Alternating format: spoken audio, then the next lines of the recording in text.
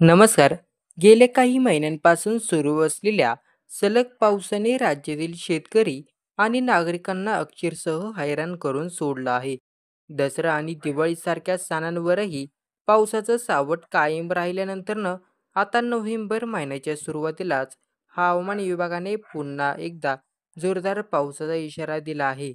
भारतीय हवामान खात्याच्या माहितीनुसार अरबी समुद्रात तयार झालेल्या कमी दाबाच्या पट्ट्यामुळे पुढील काही दिवस महाराष्ट्रासह देशातील अनेक भागामध्ये ढगाळ वातावरणासह अनेक भागात मुसळधार पावसाची शक्यता व्यक्त केली आहे.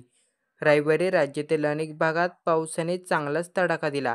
सोमवारी देखील मराठवाड्यामधील बीड, धाराशिव आणि लातूर जिल्ह्यासाठी येलो अलर्ट जारी करण्यात आला. काही भागात वाऱ्याचा वेग वाढला असून अधूनमधून विजांच्या कडकडाटासह पाऊस कोसळत आहे. हवामान खात्यानुसार 6 नोव्हेंबरपर्यंत हलका ते मध्यम स्वरूपाचा पाऊस राहण्याची शक्यता असून त्यानंतरनं वातावरण कोरडे होईल. तज्ज्ञांच्या मते 6 ते 8 नोव्हेंबर नंतरनं थंडीचा प्रभाव वाढू शकेल आणि राज्यात हिवाळी खरी चाहूल लागणार आहे.